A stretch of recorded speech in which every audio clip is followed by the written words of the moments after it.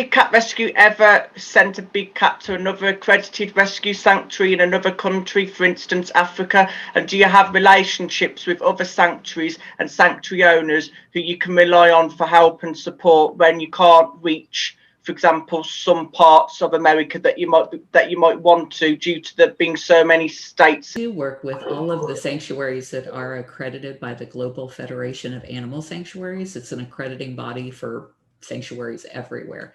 There's a huge misconception that people have that there are these big, glorious sanctuaries in South Africa where these animals can go and live free. And to my knowledge, there's only two. One of them is just recently built in the last couple of years by our friends at Animal Defenders International. And the reason they built it was because they couldn't find enough space for all of the tigers and lions they were rescuing from circuses around the world in other countries. So they built their own sanctuary. But the other places that people are thinking about, what those places actually are, even though they're often called sanctuaries, are places where they breed the cubs. They tell the public that these babies have been orphaned, and so they'll charge people $3,000 to come there for a week and bottle feed the babies. And then when they get bigger, they do something called Walk with the Lions or Walk with the Tigers, where you're playing with these juvenile cats. And then when they get to be adults, they're turned loose into cages, bigger pens, where hunters come and shoot them for a fee. That's not a sanctuary. That is like the worst kind of abuse possible. But because it's in big open spaces, people think that's a lovely life for the animals, and they just don't realize that there's not big places. Yeah, I agree. Like in that. your land as well, your sanctuary, it is quite big as well, because I did see a video online of showing most of the land. It's quite big.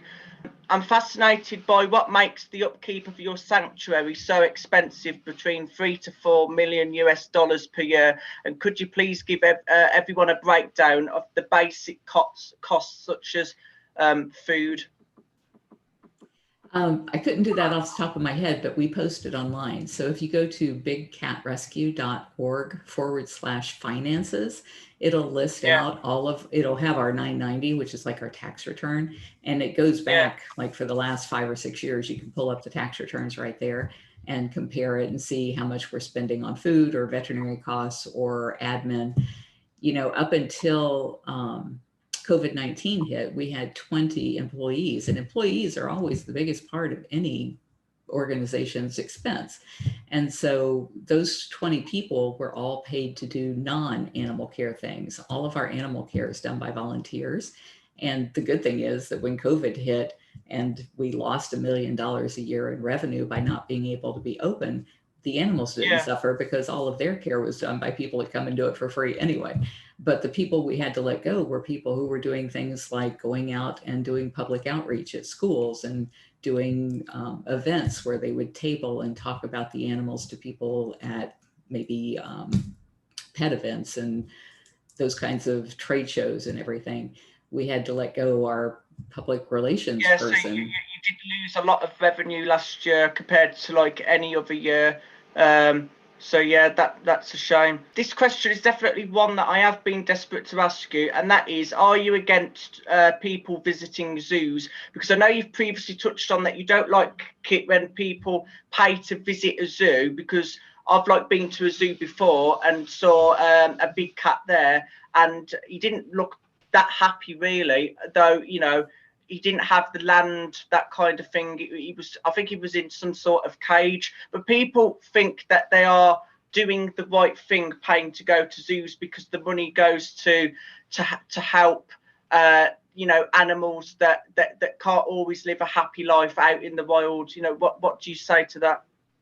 I think zoos have done a good job of misleading the public on that, because those animals that you see in zoos have not been rescued from bad situations. They've been bred by the zoos or by other zoos that trade with them so that they always have cute little cubs on display, because that's what people want to come and see.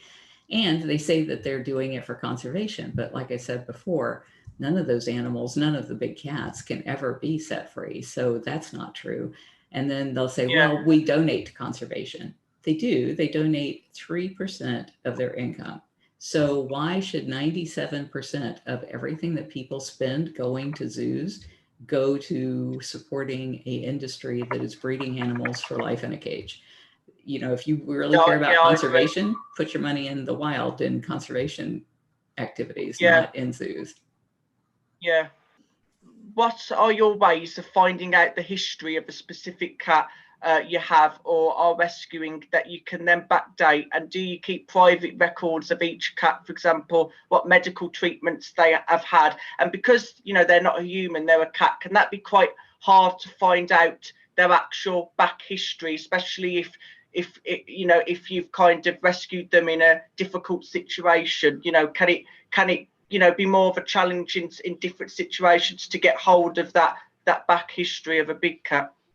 It is very hard because the people who we rescue from are typically people where the government has come in and seized the animals from them because they were treating the animals so horrifically, or they are people who have gotten an animal, now they're embarrassed by the fact that they're not able to take care of it, and they don't want to give you the information necessary to take care of that animal because then it looks like they couldn't do a good job and you could. So we have to become pretty much private detectives. After we rescue a cat, we stalk the person's social sites trying to see, you know, was this cat that we just brought in, was it ever on their social channel, and how far back did it go, so that we can get a rough estimate of how old that cat even is. But we never get medical records or anything like that when we rescue these cats. Once they do come here, they have extensive medical records. So every time the cats get dewormed, which is they get dewormed every month, and then they get a different kind of dewormer every quarter for things like if they catch lizards and stuff, they can get flukes. So they get that. That's all in their chart. They get vaccinated for all of the regular cat diseases because cats can die, big cats can die from the same thing that little cats can die from. Every time the vet visits, that's also in their medical chart. And then we put all of the biographical information online for every single cat here. So if you go to bigcatrescue.org/cat bio, you'll find every single cat who lives here and the day they were born, if we know it or rough to it, the day they were rescued, and all of the stuff that's been happening with them, videos and photos and stories and everything, so that people can stay up to date on them. That's great.